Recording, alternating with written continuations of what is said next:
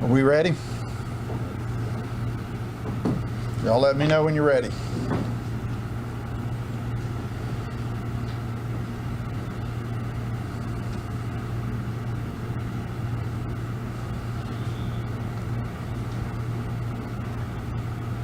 Charlotte, are we ready? Okay. All right, hello. Thank y'all for being here today. I'm Chief Prime with the Mobile Police Department. Today, I'm here to give you an update on the shooting at Ladd Stadium from Friday night, which was October the 15th, at approximately 21:54 hours. As I previously stated, we had several people of interest in this case where several shots were fired on the west concourse of Ladd Stadium. We have at least two individuals that we have identified. One of the individuals shot multiple times into the crowd, striking at least 5 individuals. 3 of those are juveniles, 2 were adults.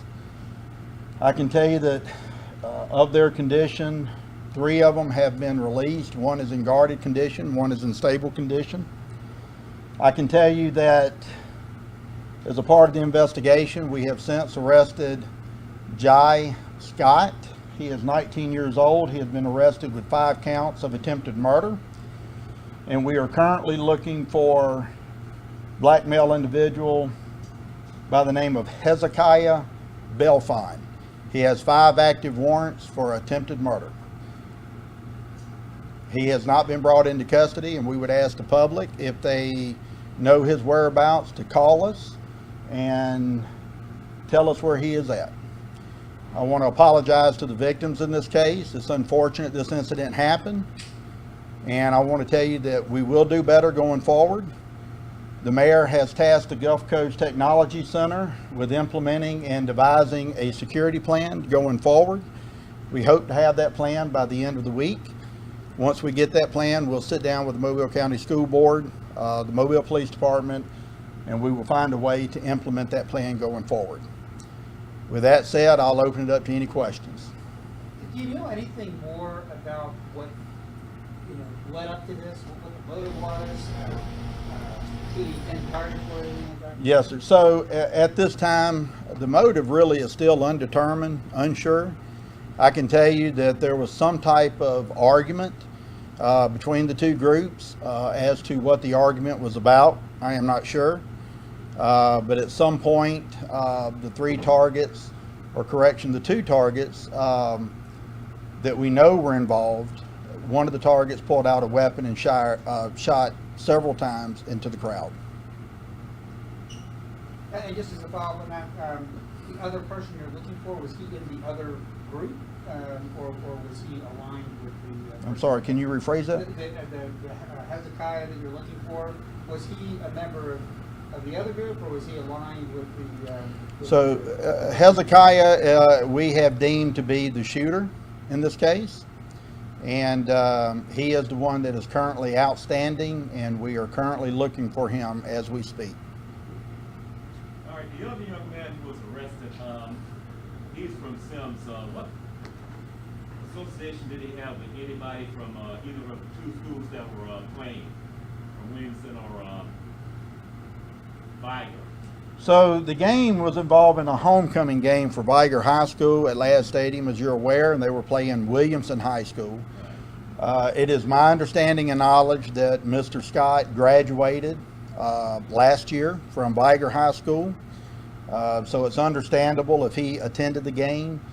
My understanding with Mr. Belfon, at some point he attended LaFleur High School. When he graduated, or if he graduated, I am not sure.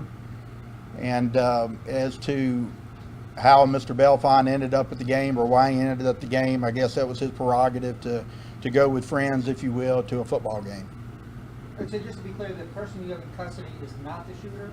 The person that we have in custody is involved, Mr. Scott, but we do not believe he is the shooter at this time. We do believe that Mr. Belfon is the active shooter in this case. Well, Jai was a co-defendant in this case, and it's likened really to a bank robbery. If one individual drives the car and another one robs the bank, you still have 2 bank robbers. And so that part of the investigation is still ongoing, but we have developed enough probable cause to believe that his intent was to go into the location and to cause harm. There's been a lot of chatter, which I don't know how much weight to put on, but a lot of public comment that there's some sort of change that the security arrangements go through in the course of a game. So at the beginning of a game, there are metal detectors, there's plenty of gate security. But I've heard people saying that at some point during the game, be it halftime or the beginning of the fourth quarter, some of that is packed up and the security level drops. Can you say anything about whether that's in fact the case and what impact that might have had? So, as a part of security, you have the Mobile Police Department, and we're there to prevent or intervene in criminal activity. There's another faction of that security plan that involves the Mobile County School Board. I will defer any questions to their protocols to the school board at this time. As to whether or not the protocols were followed, they would be best to be able to answer that question. So the school board would be responsible for the gate, the entry gate situation? Yes, sir. And have you determined how the gun was brought in?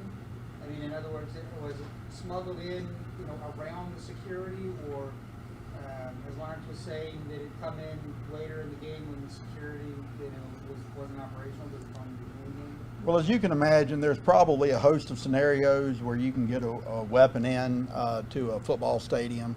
I would like to tell you I wished we could have prevented it, but unfortunately that was not the case. I would merely be speculating at this point in the investigation if I told you how a weapon got into the stadium.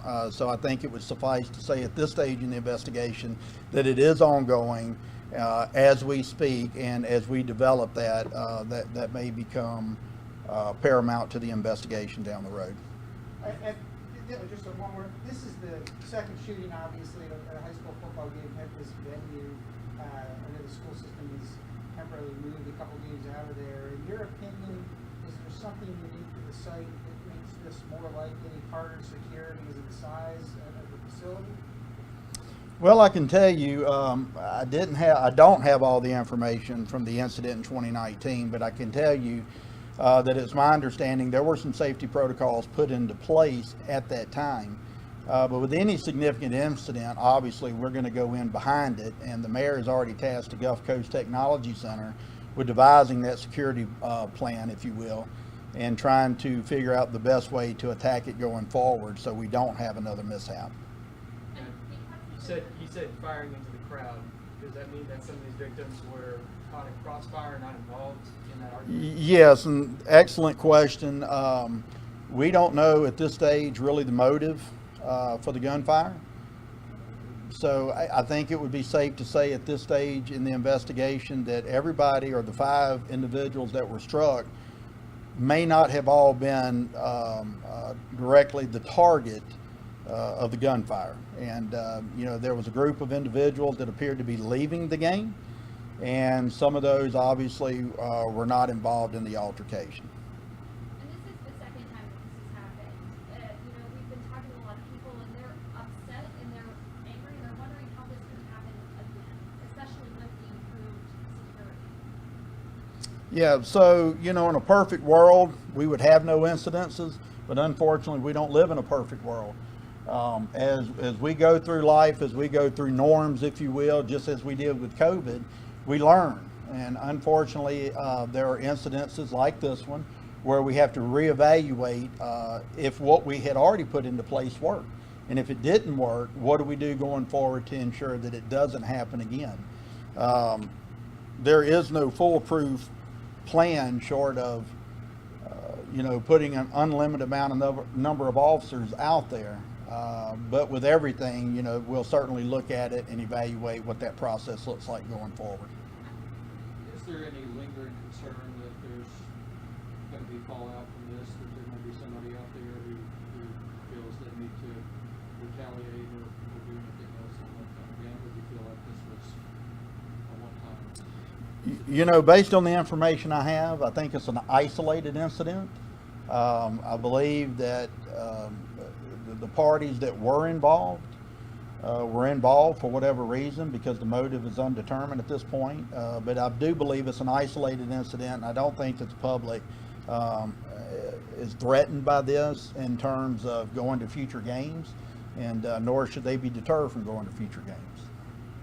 So, in your opinion, doesn't seem like there was any kind of gang activity involved in the shooting? Any kind of beef between rival groups of people? You know, what the real motive is, I'm not sure. I have not received any information as a part of the investigation if it was directly tied to any type of gang activity. That's not to say that it's not, but I have no credible information at all that would suggest otherwise. And I understand the security plan is in the early formative stages now, but can you give us a preview as to what kinds of things, are on the table to improve? Well, as a part of the plan that's being devised, you can expect that a lot of it will involve cyber technology, whether it be camera systems, active feed. You know, there could be drones in use. It could be more manpower that's going to be needed. It could be a situation where the Mobile Police Department is totally responsible for the security plan going forward. I won't have that information. It's purely speculative at this point, but we'll know more as that plan develops, if not the end of this week, next week. There was another minor game that was canceled and rescheduled to earlier in the day between Escambia County. Do you think that could be connected at all to what happened at the minor game on Friday? And where was this at? It was a minor game at Escambia. It was a. Yeah, I can probably put that to rest. I believe this is going to be an isolated incident that's not a carryover from anything else. Have you guys determined a type of gun used, or if Belfon either had a concealed carry permit or had a gun registered to his name? Yeah, so at this time, that's a part of the ongoing investigation, and unfortunately, I won't have the answer to that right now. But as the investigation moves forward, we'll be able to identify that information. And how old is he, I'm sorry? How old is Hezekiah? I believe Hezekiah is 19 years of age. So obviously he hadn't been in adult that long. Any record of any kind of criminal arrest record or anything? Mr. Belfon was arrested first part of this year in another jurisdiction, and it's my understanding it may be no pistol permit, as well as a felony case of receiving stolen property. Which jurisdiction was that? I'm not sure. Talk about the extra security for this morning's game at the Euro, and that was in the school systems, like the SWAT team involved in all that. Okay, I'm sorry, I can't hear you. I'm sorry, I think the school board had said this morning when they resumed the game at Theodore, was it just MPD providing security? Was there a SWAT team involved with all that? We did not deploy the SWAT team at all. We did send additional officers out there just to ensure. We didn't believe that there was a threat at all. We still believe Friday night was an isolated incident. However, as a safety precaution, I personally gave the directive to send several officers out there to patrol the parking lot. And it's my understanding the principal ensured the police department that it would only be the coaches and the respective football teams involved, and that no fans or anybody else would be allowed in the stadium at that time. I've talked to Jordan Keith a lot recently about crime involving juveniles and young people. Is this something that seems to be part of that trend where we're seeing more and more young people arguing and picking up guns? Yeah, you know, that's a really big topic, and so as this administration moves forward, we'll definitely be looking at the gun violence. We'll be looking at the ages, and my hopes is to partner with the school board and maybe some outside sources to find a better process to be able to intervene before these type crimes happen. And is there a picture of Hezekiah? Yes, we do have a picture, I believe, and Ms. Frazier will be getting that information out to you shortly after the brief.